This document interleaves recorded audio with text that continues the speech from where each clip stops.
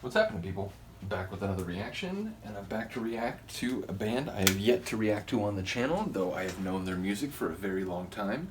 We're talking Offspring. We're going to listen to a song from their album Ignition. I think it's their third studio album. It's one before the album which blew up and sort of, went very mainstream and, caused a lot of interest in sort of punk rock in the mainstream music world, along with albums like Green Day's Dookie and maybe one or two others. But ultimately, this is like right before I think they hit that kind of mainstream success, and I think blew up Epitaph's sales figures. Like I said, I knew their music from pretty early on. I think I heard one of the two albums before this. There's like I want to say it's like a Grim Reaper, like with like glowing eyes on the front. Is it self-titled? I'm trying to remember the name. But I had heard one of the two albums before this because a friend of mine had it. Made me curious enough to go buy an album. They didn't have the one he had at this CD listening bar. That was literally the name of it. And it was like, back then most places didn't let you actually listen to stuff. So it was like, it was a really cool find in the 90s because it was like, you could actually listen to music before buying it, which like in a record shop, okay, that's more normal. But for CDs, that wasn't really common. Certainly not like in the early to mid 90s anyway. But yeah, so I went to a CD listening bar. They didn't have the one, I think it's self-titled, but they had Ignition, so I bought it. I really enjoyed it. It's fair to say I did enjoy Smash as well, including, a couple of the tunes that went big time. In fact, maybe I'll do a reaction to it at some point, but that song Self-Esteem, like I basically lived that song for like a year anyway. I mean, it's, we'll get to it when I react to that song. I'll have to come back and do it, but yeah, a couple of their songs have like a personal connection to me, not only because I heard them when I was in, formative period, junior high to high school, but because, some of the sort of like psychological areas they go, I've actually like been. But yeah, ultimately we're going to listen to a tune from Ignition. As I said, this is 1992.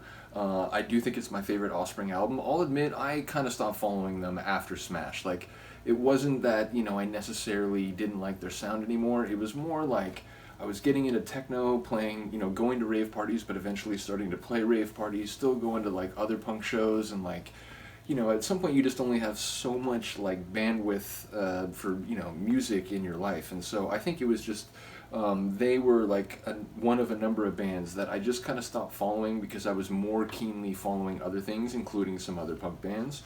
So yeah, by the time they were making like what was it, Ixnay on the Ombre and the Do It To Me Baby, I had kind of stopped following them. And I remember like hearing those songs and thinking like, wow, that is pretty far away from what I remember on like Ignition and even Smash.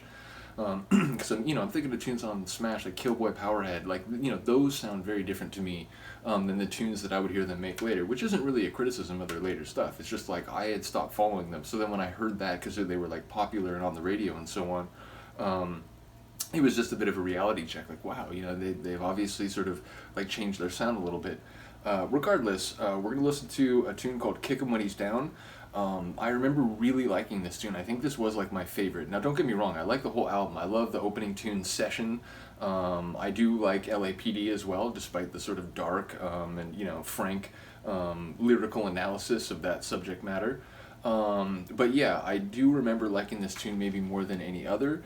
I don't really remember the lyrics so much. I kind of remember the sound. I know the way it starts and I can kind of hear it in my head, even though I haven't listened to it for years. Lyrically, not so much. Can I recall? If I were to speculate based on the title, I would say it might be about, the sort of way in which like victims victimize others in society, in a brutal society in which oppression, exploitation, and marginalization can come from a number of different angles, both governmental and public, but also private and individual. In which just getting through your life with like minimal disruption and chaos is itself a struggle. Never mind trying to find like enjoyable communities and creativity and so on. In a world like that, it seems like all too often people who have been marginalized, exploited, and abused themselves, are willing to step on someone's head to like, give themselves an advantageous position. So I would guess that maybe it's about the way in which in society and sort of the modern, industrial world that we all live in the 21st century, there are, although this was late in the 20th century, I guess I should say, But yeah, there just seems to be this tendency of people to, not put a hand out to others, but in fact kick others when they're down if it means that they can get whatever the thing is that the person who's trying to get up and pick themselves up off the ground is reaching for. So that would be my guess, but yeah, it may have nothing to do with that. When I do, again, this is the first Offspring reaction I'm doing, so if you just found my channel, I react to physical media. I'm in my early 40s. I've been collecting music my whole life. I have hundreds of CDs, like thousands of records, even some cassette tapes that I've ripped to my computer. So bottom line, I react to physical media. I totally respect that a lot of other people, most other people on YouTube react to other YouTube videos. But yeah, I just want to celebrate physical media and the actual, artwork and everything. So that's just the way we do it here. Yeah, so bottom line, I react to physical media, and the first time I react to any band, I always make a point just to sort of explain what goes on in this channel, because you might be expecting like another window to pop up. But yeah, let's get to it. This is Offspring and their song Kick 'Em When He's Down from the album Ignition, 1992.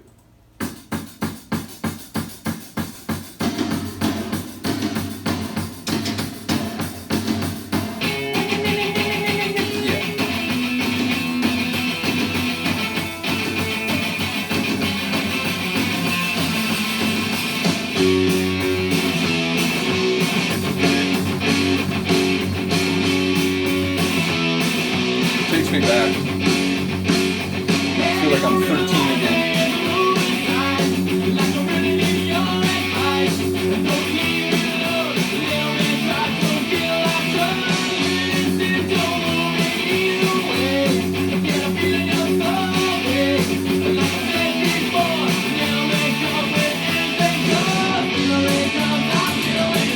I will say, I remember this when I was first listening to them back in the day. Something about his voice, I don't always catch the words. I have to listen a few times.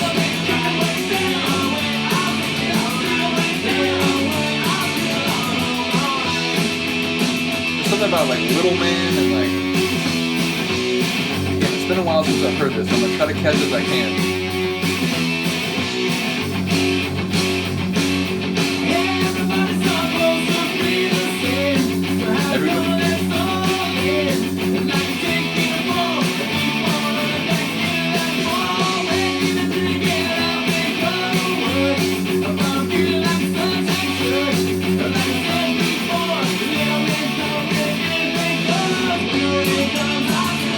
That second part of the line with the little man at the beginning, if that is what he's saying.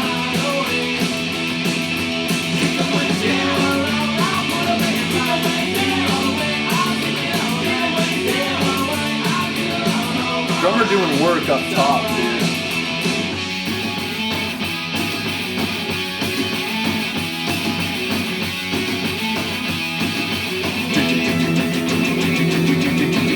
I remember the sonics of this a lot more than the lyrics, obviously.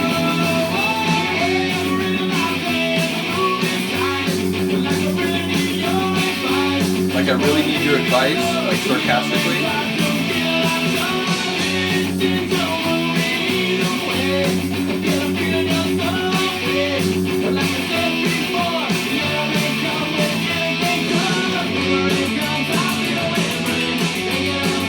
You're gonna have to listen to some more to remember the lyrics here, or at least, I know I can look them up online. I'll talk about it after.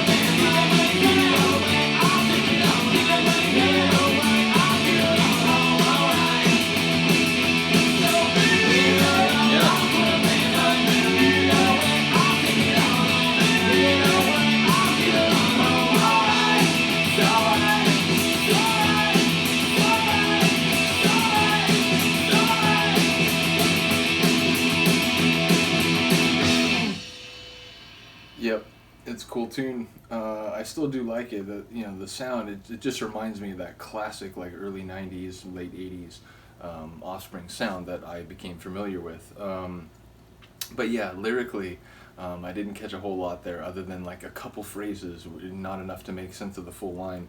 And again, anyone who's found this channel for the first time, I should mention, like, I've talked about it in a number of videos, different bands, not just punk rock, but like, I like engaging with the lyrics of the song as in the audio as possible, meaning like, words on a page, they don't always convey the subtleties of meaning or the tonal expression or the way in which words with certain types of sounds and music around it can sort of take on different meaning or like extend the sensation or feeling of the meaning. So I do try to like listen to lyrics as much as possible, like in the song itself. If I really can't hear a word, I will look it up, like either in the booklet or if I don't have that, like online. But yeah, generally speaking, I try to listen to a song a few times and get it like in the context of the sonics rather than sort of reading it divorced. Again, like I always use the example of like, if you're talking to someone in person, their body language, their facial expressions, the tonal inflections, the volume of their voice, maybe, the proximity with like how close they're standing to you or like far away from you they are. There's all sorts of like meanings and subtleties inherent in all that. But if you send someone a text, if it's the identical thing that you would say in person, but it's just the text on the page, there are a lot of subtleties and potential understandings that are sort of, they become opaque and sort of impenetrable. So again, I do try to engage with lyrics as much in the song as I can. So I'm going to listen to this a few more times, see if I can't catch the lyrics a little more. I do remember that being a thing though, where like something about Dexter Holland's voice, like first time through a song, I rarely would like hear it all, and I'd have to sort of like do successive listens to pick it up. There are some exceptions. I think Self-Esteem, because it's this like slower song with like, more of like an austere sonic atmosphere. I remember, and maybe just because that one resonated with me, we'll get to that. But yeah, there are exceptions, but generally speaking, I wasn't good at picking up his words on the first listen. But if you have an angle on this one, do let me know. It never hurts to have like a bit of insight when I go to re-listen to a tune that, hey, look out for this theme or, pay attention to this line or so on. But yeah, let me know what you think of this album. If there's another tune on here, as I mentioned, there's a couple others that I very much like, but if there's one in particular you'd like to hear, let me know. Other than that, I will see you next time. Peace.